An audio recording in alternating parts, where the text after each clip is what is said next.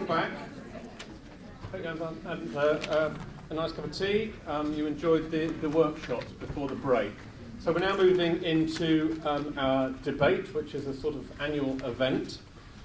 And this time, the motion that we have people both proposing and opposing is effective reflective practice requires external facilitation.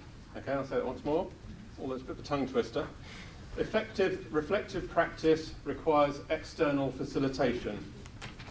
So the way this is going to work, okay, is that I'm going to ask the panel to introduce themselves in just a moment. And then what we're going to do is we're going to take a vote in the audience. So we'll vote either for the motion, against the motion, or you can abstain. And then each of the panel members is going to speak for 4 minutes each. And you can see the stopwatch up there. So we're going to be pretty harsh on timing. So the alarm will go off when they finish their 4 minutes. Okay? And then there'll be an opportunity just for some clarifying questions. So if you've got anything that you need to clarify about what they've said, it's not a chance to debate it, but just to clarify anything. And then John and then David will have 1 minute in which to just sum up their case. And then we'll get a vote again. Okay, so is that clear? Clear enough, anyway. Okay, so what I'll do first of all, I'll just ask the panel to introduce themselves. I'm John Diamond, I'm Chief Executive of the Mulberry Organisation and School. I'm Karolina Martikainen. I work in the Millfields Unit for Personality Disordered Offenders. I'm David Jones, and I work in a small TC called TC Plus for serious offenders with learning disabilities. I'm Kajetan Kasinski. I'm a child and adolescent psychiatrist. I've just started work in a prison for young people in Rochester. Before that, I was working at the day unit, children's day unit at the Tavistock. Okay, so first of all, we're going to have a vote. So just to remind you again, the motion is effective reflective practice requires external facilitation. Okay, so can I have all those four? Lovely. Right, so I press set on here, Sarah, do I? Yes. Okay, so John Diamond is first to propose the motion. Go when you're ready. 4 minute mark, let's go. Oh, good plan. Okay, I'm going to talk from my personal experience, my lived experience of working in therapy communities. But before that, I want to introduce some concepts and theory. The first is, in the intersubjective world of dyadic relationships, of one-to-one relationships, this world is totally intersubjective. Winnicott said there's no such thing as a baby. Moving on from that, I'd argue that trauma begets trauma. The idea of a trauma-informed organisation is really important, and through parallel process, we know that trauma is projected into the other. And finally, the other bit of theory is the idea that of open systems theory. In an open system, there's a permeable membrane, a boundary that connects to the outside world, and material is passed across the boundary. If the boundary becomes closed, the system becomes closed. And in such cases in organisations, it's very easy for then an institutional or abusive system to develop within the system. So having said that, I want to sort of illustrate some of that from my own experience. As a 22-year-old, I joined a place called the Cotswold Community. I was terribly naive. On my very first evening, I sat next to a 16-year-old boy playing cards. Within 5 minutes of the start of the card game, he started to project onto me huge, powerful feelings that I'd never experienced before. I think what he's doing was putting into me his own despair, his own trauma, his own sense of mistrust. And by the end of an hour, I really had no idea what to do with this stuff. It was my first experience of managing powerful projections that were put into me. Fortunately, I was very well supported by my managers, who provided some externality, and their reflective culture was very well supported by external consultants who came in to offer a healthier organisation, some thinking space to process this work. 30 years on, as Chief Executive of the Mulberry Organisation, I think it's really important that we aim to develop a trauma-informed environment. Myself and my colleagues are always involved in external supervision to ensure the health of the organisation, and the management team is also facilitated by an external IGA group analyst to make sure that the management we're offering is facilitative of the primary task. So for me, the openness of the organisation, the idea of not seeing the wood for the trees because of the dyadic relationship, the idea of externality for developing a third position at all levels of the organisation, right through to the outer boundary into the outside world, is vitally important. And I believe and stick by that principle, and I hope I can convince you that external facilitation is essential for the effective health of any therapeutic organisation. Thank you.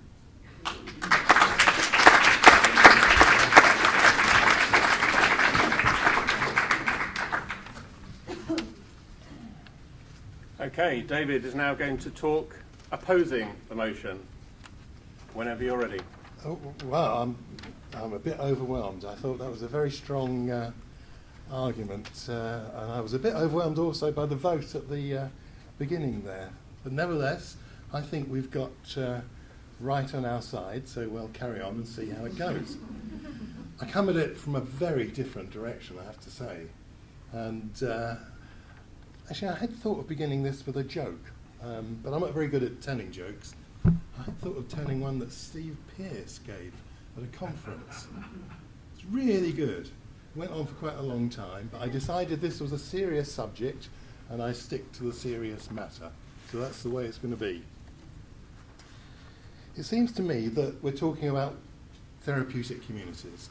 I'm not talking about bringing wisdom and knowledge into the place. I'm very much in favour of that kind of thing. But we're talking about TCs, which is all about interactions, interrelationships, and power, and how power is managed. What we try to do with the people that we work with in TCs is to give those people the opportunity to think about themselves, to think about other people, to try to understand what kind of things go on and the way it's connected to themselves and their past. And we encourage them to take their own power in doing that. It's not easy. It requires being able to challenge people.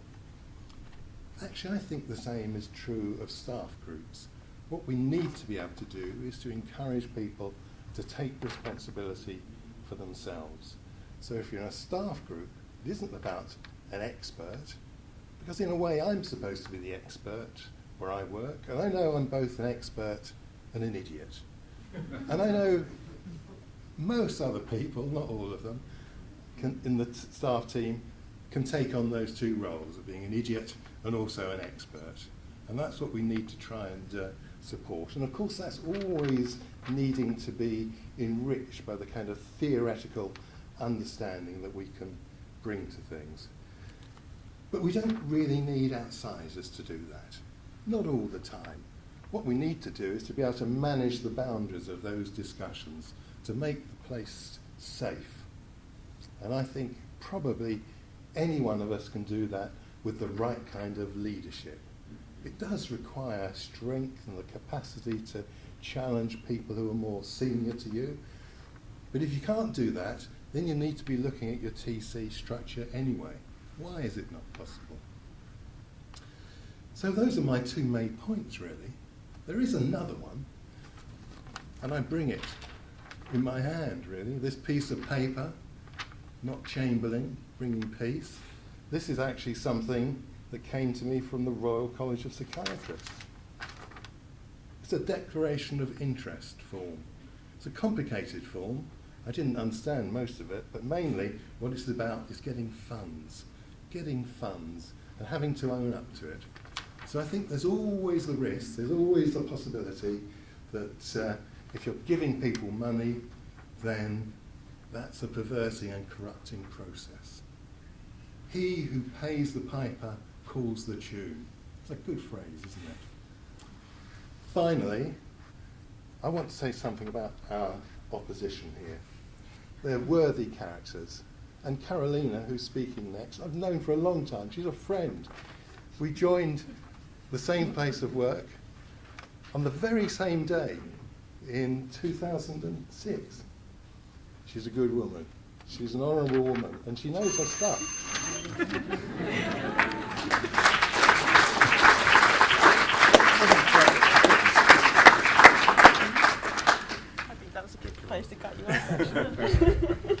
Okay. I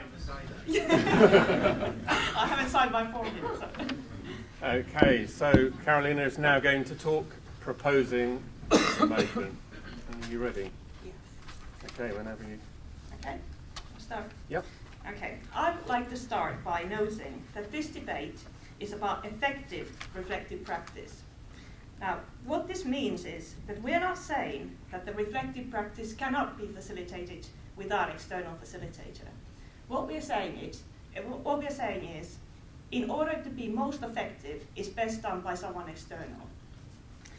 And the reasons for this is some of the stuff that John was already talking about. Mainly the importance of an external perspective. I would like to add to this argument by thinking about the process involved in the community of communities peer reviews. Because after all, isn't the whole process of peer reviews based on external people coming to the community and observing, naming, challenging, and supporting, most importantly supporting, the host community on issues that they might not be aware of or have been, for some reason, too resistant to face up to. Now, I think everyone in this room would agree how beneficial these reviews are and how necessary they are for the development of our communities. I think that by having your reflective practice externally facilitated, the external perspective becomes part of the work in your community and not just something that happens once a year during the reviews or twice every 2 years if you're accredited. My second argument is about safety and containment. Now, take a group of people, any people, no matter how professional, and I think you are soon dealing with issues of envy, competition, power, and authority. You know, similar things to what David was saying. And I think these are all very human qualities, but nevertheless, they are very difficult in a professional setting to name and address. And now, I don't think all the disturbance in the staff team comes from the clients we work with. I think sometimes difficulties are between members of staff, and these difficulties are difficult to name and to think about.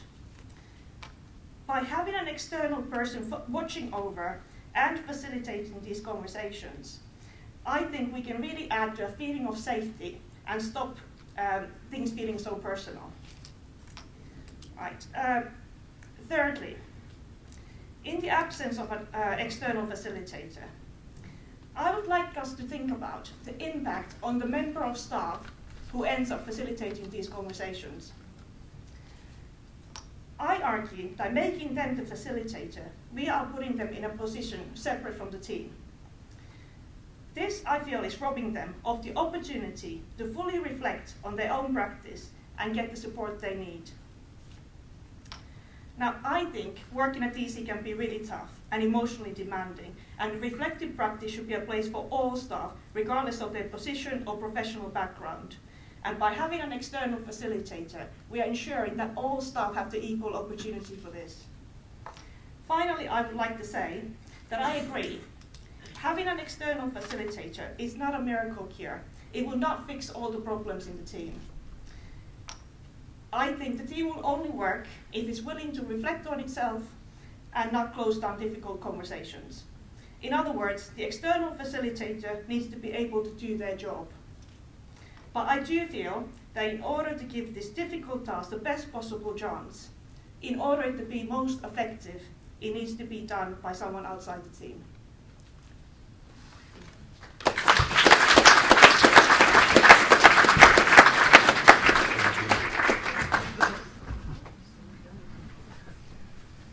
Okay, and finally, Kajetan will talk opposing the motion. Thank you. When I was first asked to speak in this debate, and especially when I was instructed to speak against the motion, my immediate thought was this is what it must be like being a character in one of these legal thrillers or films, where you're the lawyer who's been asked to defend a case where the evidence is stacked against you, when the jury's already half decided that your client's guilty, and where you yourself actually think that the client is guilty. Because my first reaction was, well, of course you need an external facilitator.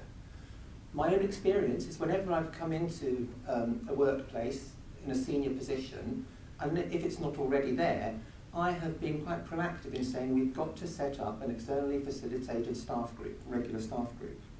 And if challenged, I would use exactly the arguments that you've heard here on this podium. But then, just like in the storyline of one of these thrillers, things changed a bit for me when I looked at the evidence more closely, when I looked at the question in greater detail. Now, the question is whether effective reflective practice requires external facilitation. Well, actually, as has been said, good reflective practice doesn't require just one thing, it requires quite a few things.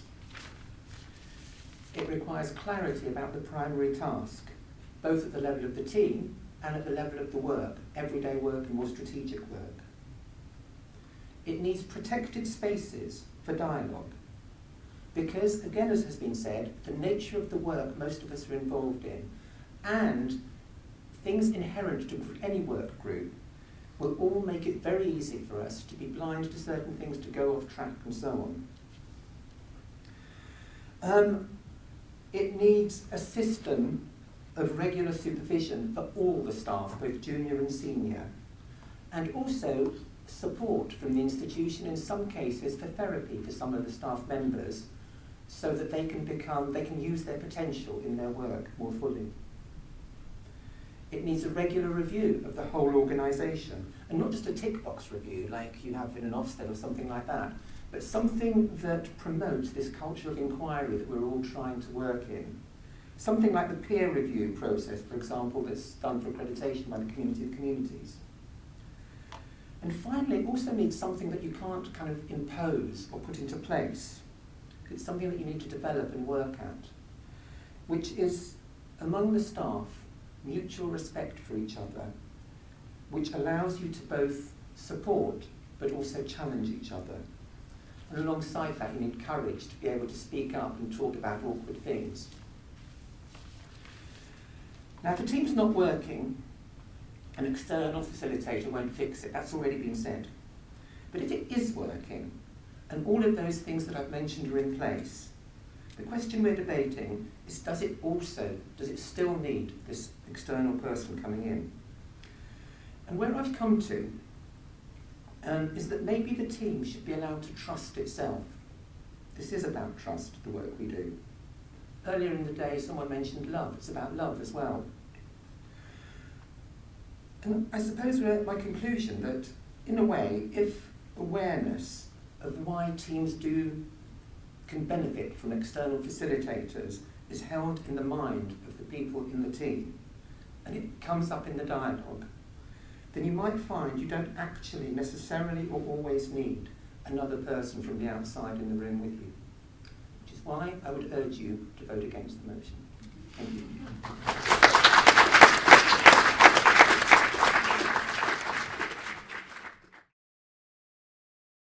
Okay, so what we're going to do now is there's an opportunity for John to just make some final comments, and then for David, who's going to make some final comments. They've got a minute to do this. Okay, so when you're ready, John. Okay. Fire away. For me, the final issue is around the concept of secondary or vicarious trauma. We all bring our own traumas to the situation. Within a dyadic situation, without the externality of a third position, we risk enmeshment, and that enmeshment will influence every level of the organisation, hence the need for continuous externality of the therapeutic hothouse to provide the emotional health of the organisation and the safety of residents and staff. That's it, thank you.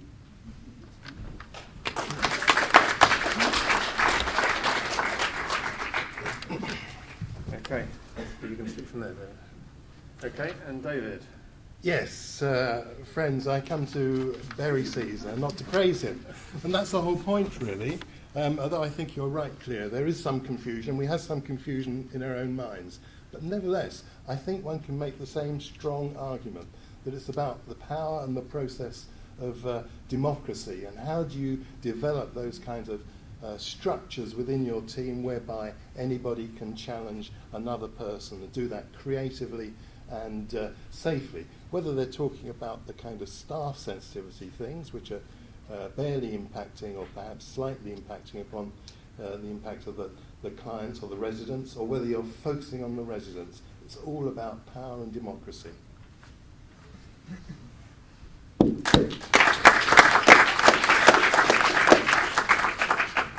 Okay, so we now move to our final vote on this motion. So just to remind you, the motion is effective reflective practice requires external facilitation.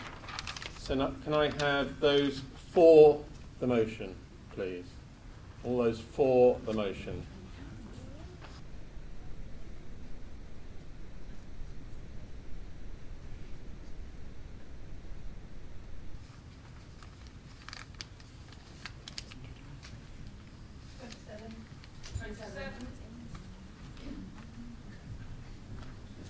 Those against?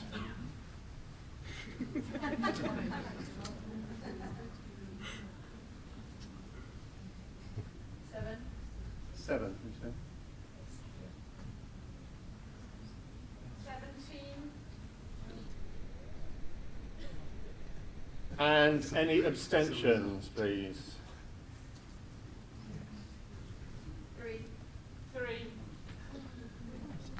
Okay, so the motion is passed. Effective reflective practice does require external facilitation, but I would say there's been an increase in those agreeing with the motion and those against. So a good argument. David's done a good job, has he?